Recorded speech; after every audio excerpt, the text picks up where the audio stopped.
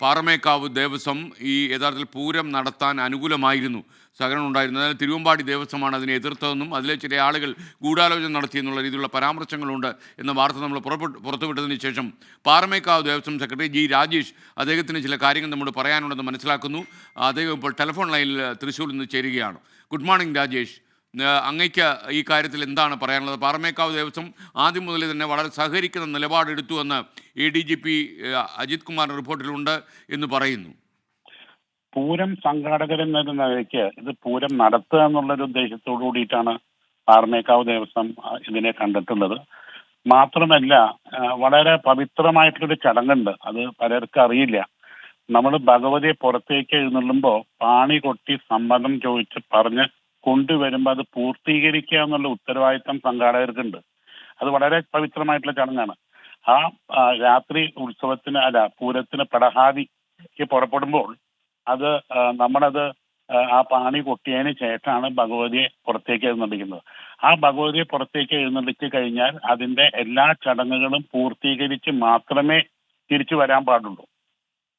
അത് രാത്രി പന്തലിൽ പോയി വെടിക്കെട്ട് കഴിഞ്ഞ് പകൽപൂരം കഴിഞ്ഞ് ഉപചാരം ചൊല്ലി തിരിച്ചു വരണം. അതാണ് അതിന്റെ ചടങ്ങ്. അത് ഇടയിലിട്ട് പോരുന്നത് ശരിയല്ല എന്നുള്ള അഭിപ്രായമായിരുന്നു പാറമേക്കാവ് ദേവസ്വത്തിന് ആദ്യം തൊട്ട്. എന്ത് സംഭവിച്ചാലും ചർച്ച ചെയ്ത് പരിഹരിച്ച് അത് മുന്നോട്ട് നടത്തണം തന്നെയായിരുന്നു ആദ്യം തൊട്ടുള്ള അഭിപ്രായം. യഥാർത്ഥത്തിൽ ആദ്യം മുതലേ തന്നെ പാറമേക്കാവ് ദേവസ്വം പൂരം നടത്താനുള്ള അനുകൂലമായ തീരുമാനമെടുത്തെങ്കിലും എന്നാൽ തിരുവമ്പാടി ദേവസ്വത്തിന് അതിൽ ചില ആളുകൾ അതിനോട് വിയോജിപ്പ് പ്രകടിപ്പിക്കുകയും പൂരം മാറ്റിവെക്കാൻ ശ്രമിക്കുകയും ചെയ്തു എന്ന രീതിയിലുള്ള ആരോപണം ഈ റിപ്പോർട്ടിൽ പറയുന്നു. അതിനെക്കുറിച്ച് അങ്ങയുടെ ഒരു അഭിപ്രായം എന്താണ്? അവിടെ അവർക്ക് പല ബുദ്ധിമുട്ടുകളും നേരിടേണ്ടി വന്നു എന്നുള്ളതാണ് ഞാൻ മനസ്സിലാക്കിയത്. അതിന് ആ തീരുമാനം അവരുടെ ആയിരുന്നു. അവർക്ക് പറയാനുള്ളത് അവർ പറയും. പക്ഷെ നമുക്ക് അവിടെ അടിപിടിയും പല പ്രശ്നങ്ങളും ഉണ്ടായിരുന്നെന്നാണ് ഞാൻ മനസ്സിലാക്കുന്നത്. അതിലേക്ക് എനിക്ക് കിടക്കാൻ താല്പര്യമില്ല. ഒരു കാര്യം കൂടി, ഇതിനെന്തെങ്കിലും രാഷ്ട്രീയ മാനം അങ്ങ് കാണുന്നുണ്ടോ? പൂരത്തിനെ സംബന്ധിച്ച് സാധാരണ നിലയ്ക്ക് ഒരാളും രാഷ്ട്രീയവൽക്കരിക്കില്ല.